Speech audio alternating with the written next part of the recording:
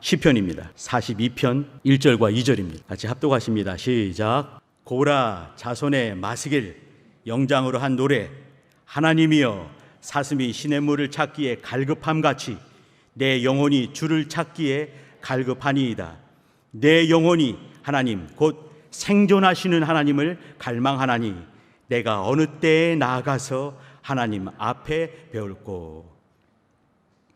처음에 들어가는 말 고라 자손의 마스길부터 읽었습니다. 히브리 사람들은 이와 같이 읽습니다. 고라 자손의 마스길 영장으로 한 노래. 이것이 1절입니다. 그리고 이제 이어서 계속해서 보게 되는데 오늘 제목을 고라 자손의 갈급함에 따르는 신령한 열매들을 같이 은혜로 나누도록 하겠습니다. 여기 마스길, 이런 고라 자손의 마스길, 이 마스길이란 말은 뭐냐면 교훈, 이런 말입니다. 다시 말씀드리면 고라 자손의 교훈, 고라 자손이 살아온 삶을 통해서 우리에게 주시는 교훈이 있다고 말하는 것이죠. 영장이란 말은 뭐냐면 이 앞에 성가대 지휘자 같이 지휘자가 있어서 지휘자의 지휘에 따라서 이렇게 부르는 찬양이 될 것 같습니다. 저는 이스라엘 사람 하게 되면 별로 부럽지는 않습니다. 한 가지가 부러운데 뭐 여러 다른 것들 부럽지가 않다는 얘기죠. 그 사람들이 고집 센 것들 또 여러 가지 부럽지 않습니다. 저는 우리 이 백이민족, 우리 한국 사람에게 자랑스럽습니다. 그런데 한 가지만은 부러운 것이 있습니다. 그것이 뭐냐면 그들의 정직함입니다. 역사 앞에 정직한 것은 전 참 부럽습니다. 예를 몇 가지 들어보겠습니다. 마태복음 1장에 보게 되면 족보들이 쭉 나오지요. 아브라함은 이삭을 낳았습니다. 아브라함은 사라를 통해서 이삭을 낳았다 이렇게 하지 않았습니다. 아브라함은 이삭을 낳았다. 이삭은 야곱과 그의 형제를 낳았다. 야곱은 뭘 낳았다 이렇게 했죠. 그런데 이어지는 말 중에서 유다를 생각해 주시기 바랍니다. 유다는 쌍태를 낳았습니다. 쌍둥이를 낳았습니다. 베레스와 헤스론을 낳았다 해도 되는 것이지요. 아브라함도 그 유명한 사라를 언급하지 않았습니다. 그런데 그들은 어떻게 말하냐면 우리 성도님 잘 아시죠? 유다는 다말에게서 베레스와 헤스론을 낳았다 이렇게 말했습니다. 다말이 누구지 너무너무 잘 압니다. 다말은 유다의 며느리였습니다. 가문의 망신 아니겠습니까? 그런데 그들은 이렇게 기록을 했습니다. 마태복음 1장 6절에 보시게 되면 그 유명한 왕 중의 왕 다윗을 말을 합니다. 이새는 다윗 왕을 낳았고 다윗은 솔로몬을 낳았다 하더라도 누가 뭘 할 사람이 없습니다. 그걸 굳이 다윗은 우리아의 아내에게서 솔로몬을 낳았다고 굳이 그렇게 말했습니다. 이 말을 우리식으로 말하게 되면 우리 할아버지께서는 옆집 김영감님네 할머니를 통해서 우리 아버지를 낳았습니다. 이렇게 말하는 것이죠. 왜 그랬을까요? 이것을 역사적으로 기록한 이유가 있다는 것이죠. 그걸 통해서 그들은 하고 싶은 이야기가 있는 것입니다. 메시지가 있는 것이죠. 유다는 다말을 통해서, 다윗은 우리아의 아내를 통해서 밧세바라고 해도 될 텐데 우리아의 아내라고 굳이 또 이렇게 말을 했습니다. 살몬은 라합에게서 누굴 낳았다.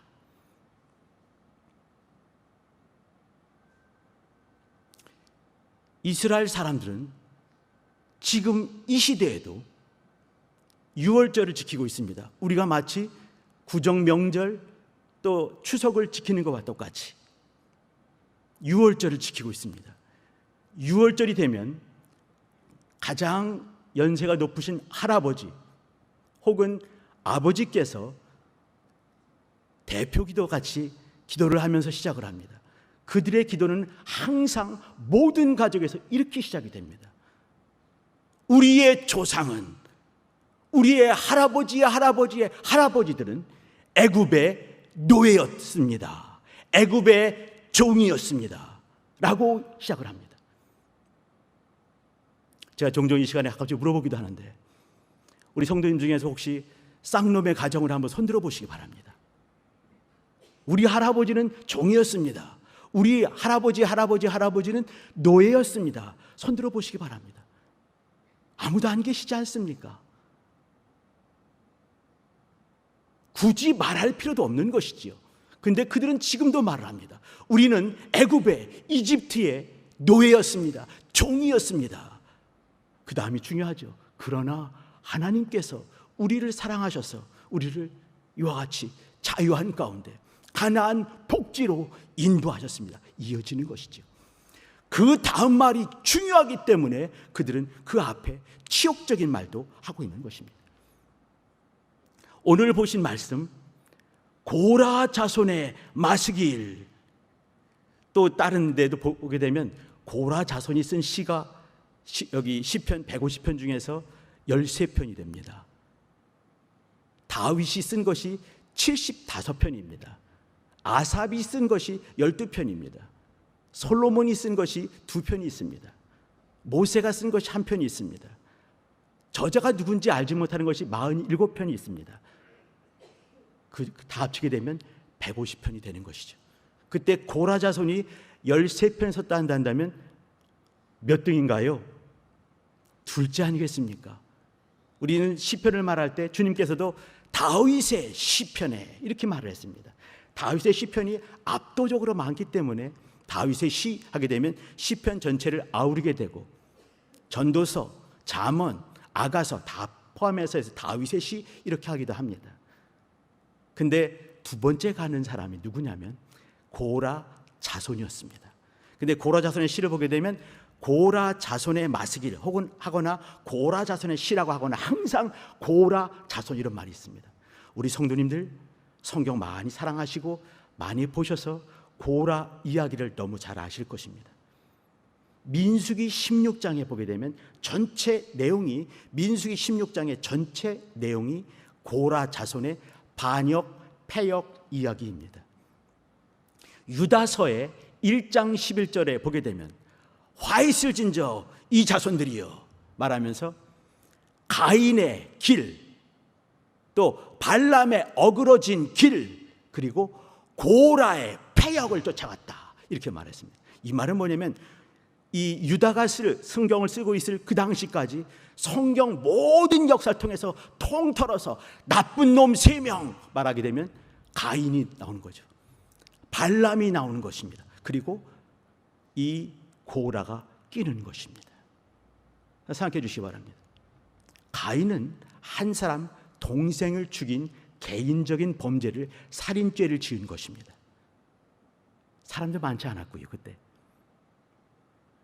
발람이란 사람은 이스라엘 사람도 아니었습니다. 메소포타미아의 박수 무당이었습니다. 그가 그럴 수도 있는 것이지요. 그러나 고라에 대해서만큼은 고라의 패역, 가인의 길, 발람의 어그러진 길, 그러나 고라의 길 정도로 말하지 않고 고라의 패역, 고라의 반역보다 더 센 말 패역 이렇게 말했습니다. 나쁜 사람의 가장 원초적인 모습을 보여준 사람이 누군가, 이 고라다 이렇게 말하는 것입니다. 16장에 보시게 되면 고라라는 사람이 등장을 하지요. 고라라는 사람은 레위의 4대 손입니다. 고앗의 손자입니다. 이스알의 아들입니다. 이스알의 형제가 누가 있냐면 아므람이라는 사람이 있습니다. 아므람이라는 사람 누구냐면 모세와 아론과 미리암의 아버지였습니다. 그러면 고라와 모세와는 할아버지가 같습니다. 아버지는 형제였습니다. 그럼 이들은 뭘까요? 사촌지간입니다. 아주 가까운 사촌지간이라는 얘기예요. 근데 그 사촌 중에 한 명, 모세는 이 이스라엘 총회를 인도하는 마치 왕과 같은 인도자였습니다. 왕 노릇을 할 수 있는 사람인 것이죠.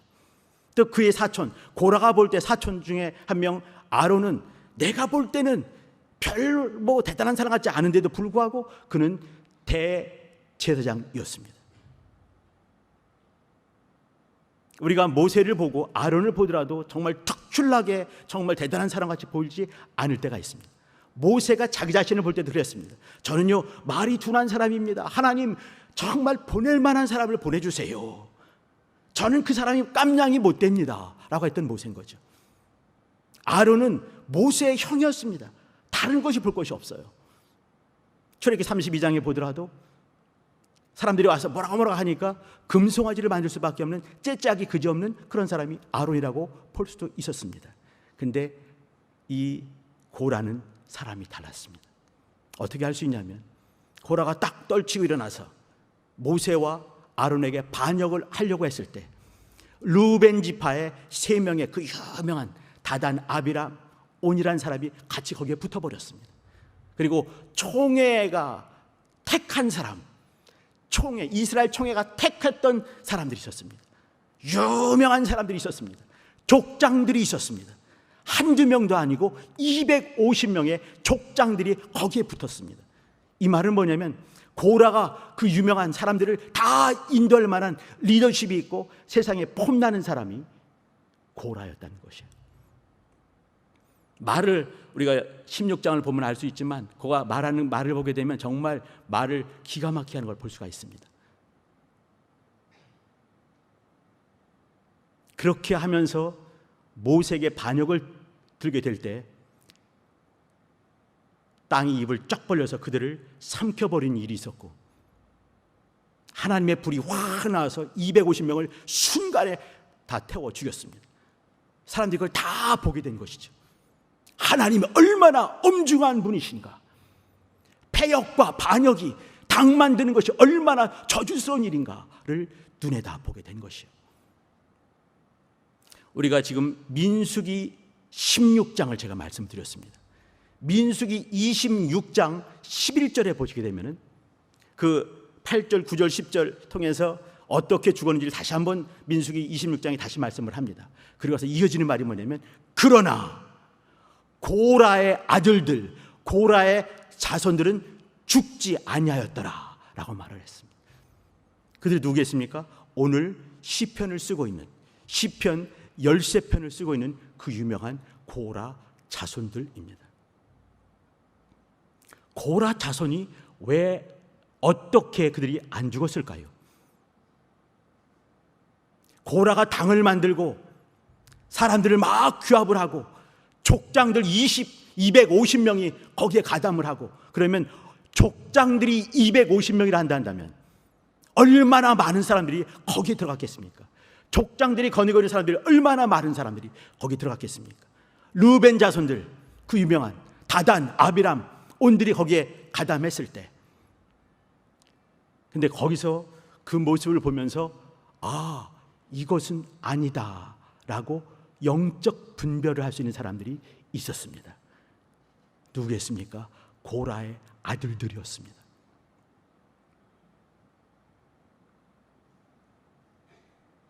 고라의 아들들이 모세와 아론이 있고 말이죠, 여기에 수백 명의 족장들이 막 그 싸움하는 것을 보게 됩니다. 싸움하는 게 아니죠. 일방적으로 고라가 막 몰아붙이는 걸 보고 있는 것입니다. 그때 모세가 민수기 16장 4절에 보게 되면, 고라가 막 그 유창한 말발을 가지고 막 덤벼들었을 때 그가 한마디 대꾸하지 않고 납작 무릎 꿇는 걸 봤습니다. 그때 모세가 무릎 꿇었더라. 무슨 말이겠습니까? 혹시 하나님, 고라가 하는 말이 하나님이 저를 통해서 나에게 주시는 말씀입니까? 그런 마음이 있는 거죠. 납작 무릎 꿇으며 하나님의 뜻을 구하는 것이요. 하나님, 어디에 하나님의 뜻이 있습니까? 저들이 하는 말이 옳습니까? 제가 잘못했나요? 하나님, 제가 어떻게 하면 좋겠습니까? 납작 무릎 꿇으며 벌벌 떨면서 기도하는 모습, 고라 자손들이, 고라 아들들이 그걸 보고 있는 거예요. 거기에 대고 계속 윽박 지르고 저주하는 말들 퍼붓는 자기 아버지를 보고 있고요. 그러면서 어느 순간 결정하게 되는 것이죠. 아, 저거는 아니구나. 영적 분별력이 있는 것입니다. 우리 성도님들, 제가 저번 주에 시편 43편 5절을 가지고 내 얼굴을 도우시는 내 하나님, 이 말씀을 나눴습니다. 시편 43편의 저자가 너는, 자기가 자기 자신에 말하는 거죠. 너는 내 하나님을 바라라. 너는 하나님만 바라라. 너는 하나님을 바라라. 이렇게 말했다는 말씀을 나눴습니다. 시편 43편에 보게 되면 말이죠, 저자가 나와 있지 않습니다. 그러나 42편과 43편을 보게 되면 이어지지 않을 수가 없는 걸 우리는 확인할 수 있습니다. 히브리어 성경의 많은 사본에서는 42편과 43편을 같은 고라 자손의 시로 보고 있습니다. 우리 모두 그렇게 보고 있는 것이죠. 한번 읽어보시면 확인할 수가 있습니다. 43편 저자 고라 자손이 하는 말입니다. 나는 오직 내 얼굴을 도우시는 내 하나님만 바라겠다. 이 말 속에는 뭐냐면 다른 데 바라볼 수가 없다는 얘기예요. 나를 도우시는 자가 누가 있겠는가? 우리의 아버지와 같이 있었던 많은 사람들 많이 죽었지요. 레위 지파 다른 사람들, 또 다른 지파의 많은 사람들을, 자기를 볼 때, 고라의 아들들을 볼 때 뭘로 보겠습니까? 어이구 지압이 고라 닮은 놈, 고라의 자손들, 고라의 아들들로 보지 않겠습니까?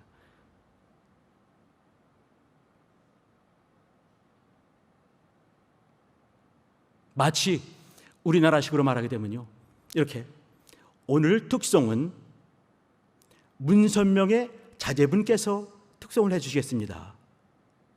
이럴 때 웃어주셔야 됩니다. 아주 심각한 얘기거든요. 근데 만약에 이렇게 했다고 한번 해보세요. 문선명의 자제가 예수를 믿었습니다. 특송을 하러 왔어요. 그러면 문길동님께서 특송을 해주셨으면 해도 될 텐데 굳이 이렇게 문선명의 자제분께서 이렇게 한다거나, 오늘 헌금은 이완용의 후손께서 헌금을 해주셨습니다. 이거는 말이 안 되는 거죠, 그죠?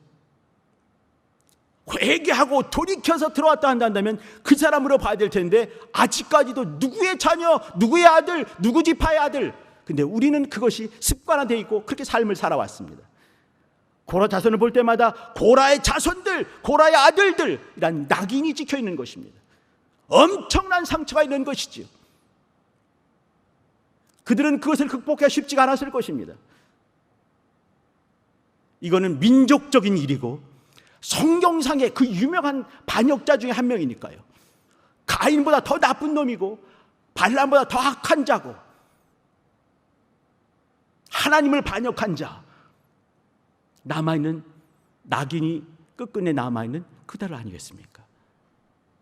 그들이 이걸 극복하는 방법은 하나님만 온전히 바라볼 수 있는 그 방법밖에 없었던 것이에요. 이스라엘 총에도 감히 가서 비빌 수 있는 언덕이 없었습니다. 고라 자손인 걸 자기도 알고 그들도 알고 모든 족속이 다 알기 때문에, 모든 사람이 다 알기 때문에, 고라의 자손들, 고라의 아들들이기 때문에. 그래서 내 얼굴을 도우시는 내 하나님, 고라 자손이여, 자기가 말하는 거죠. 너는 하나님만 바라라. 그렇게 말하면서 이기는 것입니다. 고라가 자기를 극복할 수 있는 방법, 첫 번째가 하나님만 의지하는 것입니다. 두 번째는요, 제가 굳이 읽어보지 않겠습니다. 시편 84편 보시게 되면 12절밖에 안 됩니다. 한번 나중에 한번 읽어주시기 바랍니다. 시편 84편 고라 자손의 시입니다. 거기 보게 되면요, 내 영혼이 하나님의 장막을, 하나님의 궁정을 사모하여 연약해졌도다. 내 영혼이 하나님의 궁정을 사모한다. 하나님의 궁정이 뭐겠습니까? 성전입니다. 성전에서 무엇이 이루어집니까? 예배가 이루어지고 하나님 만나는 것이 이루어지는 것입니다. 우리 식으로 말하면 예배입니다. 예배를 그렇게 사모하는 자들이 누구였겠습니까? 당대 고라 자손이었습니다. 10절에 보게 되면요, 하나님의 궁정에서의 하루가 다른 곳의 첫날보다 더 낫다. 악인의 궁정에 거하기보다는 하나님의 궁정에서의 문지기가 좋사오니 하나님 나를 도와주세요. 이렇게 말하죠. 그들은 악인의 궁정에서 있기보다 어디 계십니까? 자기 아버지 집이에요. 자기 아버지의 장막이었습니다. 악인의 궁정에 있는 것보다, 악인의 장막에 있는 것보다 하나님의 장막에서 하루 동안이라도 문지기로라도 난 있고 싶다. 그만큼 그들은 하나님의 장막 예배를 사모했던 사람들입니다. 그들이 상처를 치유하는 방법이었습니다. 예수 안 믿는 사람이 삶을 통해서 말이죠, 삶이 너무너무 즐거워요. 너무 감사하고 손대는 것마다 잘 되고 너무 감사해서, 너무 즐거워서, 너무 좋아서 예수 믿기 쉽겠습니까? 교회 나오겠습니까? 너무 잘 돼서, 자손들이 잘 돼서, 먹고 사는데 뭐 전혀 문제가 없어서, 너무 감사한 날만 지속되기 때문에 교회 나올 수 있겠냐 이 말이죠. 주와 만나지 않았는데 불안하지 않은 그 삶도 저주받은 것이라고 저는 생각이 됩니다. 영원하신 안식, 영원하신 평안을 주시는 그분 없이 평안할 수 있는 것, 저주가 아니겠는가? 우리는 세상 살면서 많은 문제와 어려운 일들과 답답한 일들과 인생이 해결할 수 없는 어떤 문제, 큰 담벼락에 절벽 같은 것을 마주하게 되면서 교회를 나오게 되고 하나님을 구하게 되고 하나님의 은혜를 구하고 절대자의 은혜를 구하게 돼 있습니다. 그러면서 우리는 주 안에 들어오게 된 것이죠. 그러면서 그때 그 고난이 저에게는 축복이었군요, 복이었군요, 하나님 감사합니다. 그렇게 믿음의 고백이 나오는 거 아니겠습니까? 다시 한 단계 더 나가 보겠습니다. 주 안에 있으면서, 교회 다니고 있으면서, 예수 믿으면서 갈급함이 없다. 어떻게 생각하십니까? 이것 또한 저주 아니겠습니까? 주 안에 있는데 생명에 대한 갈급함, 은혜에 대한 갈급함, 주님 앞에 나가고 주님을 알고 싶은 그 갈급함이 없다. 이것 또 다른 저주 아니겠습니까? 자, 그럼 다시 한번 여쭤봅니다. 우리 성도님들 지금 영혼이 건강하십니까? 그 말은 뭐냐면요, 내가 오늘도 하나님으로 말미암아서 하나님께 더 가까이 나가고 싶은 그 마음으로 갈급합니다. 주님의 은혜에 갈급합니다. 보혈의 공로 갈급합니다. 하나님의 생명 갈급합니다. 이럴 때 나는 건강한 것이에요.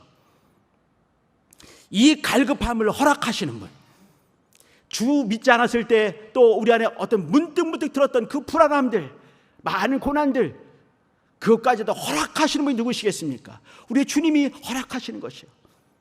갈급함마저도 만약에 내가 내 속에 갈급함이 없다면 돌이키시면서 회개하시면서 하나님, 내 속에 갈급함을 허락하여 주옵소서, 은혜를 허락하여 주옵소서, 말씀에 대해서, 간구하는 기도에 대해서, 예배에 대해서 갈급함을 허락하여 주옵소서 기도하셔야 됩니다.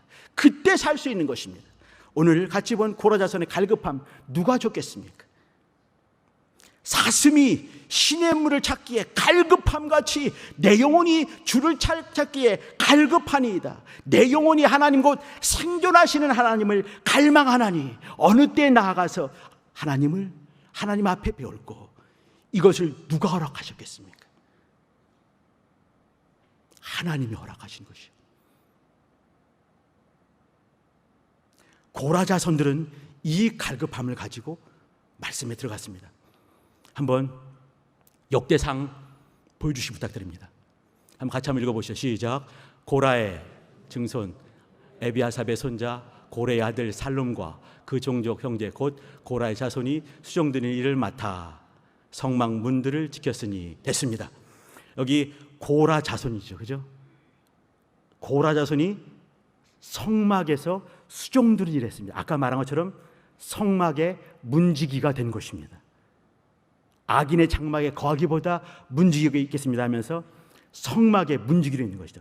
지금으로 우리식으로 말하게 되면 차량봉사 혹은 예배봉사, 차봉, 예봉 봉사자 같이 저는 생각이 됩니다. 한번 더 보십니다. 더 보여주시기 바랍니다.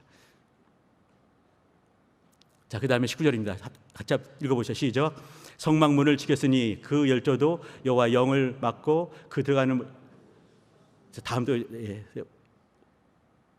자 31절 시작. 고라 자손 살롬의 장자 마띠다라는 레위 사람은 남비에 지지는 것을 맡았으며 남비에 지지는 것을 맡았습니다. 그럼 뭐겠습니까? 전 생각되는 것이 뭐냐면 만나 선교회인가 생각을 한번 해봤습니다. 근데 만나 선교회도 될 수 있겠고 또 중요한 것은 뭐냐면 냄비에 지지는 일이 뭐냐면 소제를 드릴 때 소제 드리는 그 재물을 지지는 그 일을 했습니다. 더불어서 성도 섬기는 일도 했다는 것을 우리는 알 수가 있습니다. 냄비에 지지는 일을 누가 했습니까? 고라 자손들이, 생존한 고라 자손들이 그 일을 했다는 것입니다. 더 보여주시기 바랍니다. 역대합니다. 자, 시작. 그앗 자손과 고라 자손에게 속한 레위 사람들은 서서 심히 큰 소리로 이스라엘 하나님 여호와를 찬송하니라 했습니다. 여기 보게 되면 레위의 사람들, 고라 자손들이 뭐냐면 서서 큰 소리로 하나님을 찬양하는 그 일 뭐겠습니까? 현대식으로 성가대를 했던 것입니다. 그러면 교회의 가장 중요한 봉사들을 모조리 다 누가 했겠습니까? 고라 자손들이 했습니다. 우리식으로 말하면 차봉, 예봉 봉사를 했습니다. 이들은 일을 하려면 말이죠, 아침에 꼭두 새벽에 일어나서, 고라 자손이 말이죠, 꼭두 새벽에 일어나서 성막 문을 열고 성막 모든 배치를 다 하고 영혼들이 와서 마음껏 예배하고 제사 드릴 수 있는 모든 것들을 완비한 사람들이 그들이었습니다. 이들의 이 갈급함, 하나님 나라에 대한 갈급함은 말이죠, 갈급하다 여기서 그치지 않았습니다. 갈급한 것이 그 다음으로 나아간 것입니다. 그것이 뭐였나요? 성막 봉사자가 된 것입니다. 성막에서, 성전에서 봉사하는 봉사자 역할을 했던 것입니다. 문지기 역할을 했던 것입니다. 냄비에 지지는 그 일을 했습니다. 성막 안에서 서서 큰 소리로 찬양하는 그 일들을 했습니다. 오늘 읽은 42장 1절 그 앞에 고라 자손의 마시기를, 다시 말씀드립니다. 고라 자손의 교훈, 다시 말씀드립니다. 고라 자손의 삶이 우리에게 주시는 교훈. 그들은 살아났습니다. 거기에 그치지 않은 것이에요. 갈급했습니다. 갈망했습니다. 마음으로 말하죠. 갈급합니다. 기도하죠. 그러나 멈추지 않고 그들은 성막에 나가서 봉사하는 일을 하는 것입니다. 아침에 꼭두 새벽에 가장 힘든 그 일들을 하는 것이지요. 냄비에 지지는 그 일을 합니다. 그 무더운 그날에 40도 50도 넘어갈 때 냄비에 지지는 그 일을 하면서 하나님께 예배하는 그걸 섬기기도 하고 성도들을 돕는 그 일들을 했습니다. 열심히 연습하면서 성가대에서 또 하나님을 찬양하고 성도들에게 은혜 끼치는 그 일을 했습니다. 그리고 오늘 보는 말씀처럼 고라 자손의 삶을 통해서 교훈받을 수 있게 그들의 삶은 성도들에게 교훈이 되는 그 일을 살았던 것입니다.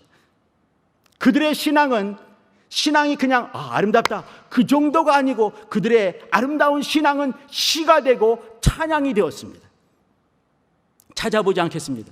역대상 6장에 보시게 되면 31절부터 37절에 보시게 되면 한 사람이 등장을 합니다. 이 사람은 고라의 16대 손이었습니다. 이 사람은 초대 사울왕의 머리에 기름 부은 자였습니다. 2대 왕 다윗에게 기름 부은 자였습니다. 그는 사사였습니다.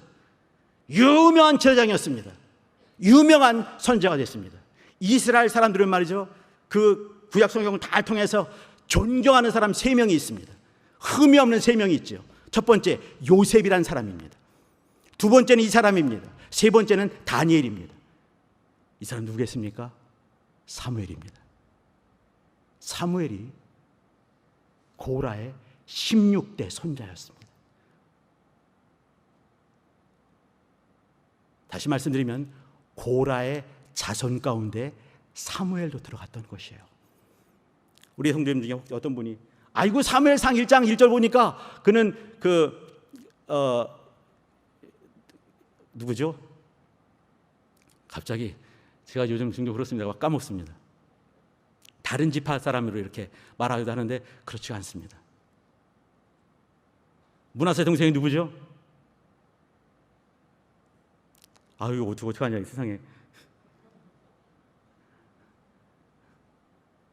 그 유명한 한 지파인데 아유, 죄송합니다. 아무튼 그는 레위 지파였고요. 제사장이 되려면은 레위 지파밖에 없습니다. 에브라임 사람이다 이렇게 말하는데, 에브라임 지파 사람이 아니라 에브라임이 사는 에브라임 동네, 에브라임 산지에 있는 그 사람이다, 이런 말입니다. 에브라임 동네, 에브라임 사람, 이 말은 에브라임 동네 사는 그가 된 거죠. 엘가나, 이 이제 사무엘의 아버지 아니겠습니까? 엘가나도 이 레위 지파입니다. 자, 정리를 한번 해보겠습니다. 여기 보시게 되면 고라 자손은 말이죠, 그의 삶을 통해서 이스라엘에게 교훈을 주는 선생 같은 자, 교사 직분도 감당했던 사람인 것이죠. 여러 봉사, 차봉도 하고 예봉도 하고 성가대도 하고 또 만나봉사도 하면서 그들은 어디 이렇게 갈급함에, 입에서만 맴도는 갈급함이 아니라 삶을 통해서 그 갈급함의 열매를 만들어낸 사람이 되었습니다. 그리고 그의 자손들이 그의 뒷꼭지를 보게 되면서 그 유명한 제사장, 선지자, 사사, 그 유명한 사무엘이 나오게 되는 것이죠. 우리 성도님들 갈급하십니까? 갈급하지 않다면 다시 기도를 깊이 해주시면서 돌이키셔야 됩니다. 또 갈급함의 열매가 있으셔야 됩니다. 우리 교회 여러 어려움들 많이 있었죠, 그죠? 어려움들이 많이 있었지만 코로나 있었고요, 개혁이 있었습니다. 근데 중요한 거 빼먹어. 이렇게 되면서 예배에 대한 갈급함 잃어버렸습니다. 우리 어느 순간에 이제 다 해결됐을 때 다시 개혁을 해야 될 수가 있습니다. 외적인 어떤 것들은 떼버리고 개혁이 됐지만 진짜 중요한, 진짜 놓쳐서는 안 될 가장 중요한 것들 놓쳐버린 경우가 있어요. 예배 잊어버리고요, 갈급함 잊어버리고요, 말씀 사모하지 않고요, 봉사하지 않습니다. 우리 모습 봐주시기 바랍니다. 저도 옛날에 안 그랬습니다. 근데 어느 순간에 참 많이 어려워지더라고요. 이것은 우리의 거품들이 다 없어진 것이에요. 지금 우리 성도님들 이 모습은 거품이 제거된 상태입니다. 이때 다시 한번 진짜 개혁이 돼야 되는 거예요. 예배를 사모하고 갈급하고 말씀을 사모하고 기도 사모하고 영혼 사모하며 진짜 갈급함에 깊이 들어가야 됩니다. 이거 진짜 개혁입니다. 다시 기도할 때, 하나님, 고라 자손도 갈급함의 열매가 있었습니다. 내 안에 나와 내 가정 우리 모두에게도 갈급함의 열매에게 도와주세요. 주여 한번 부르시고 기도하십니다. 주여.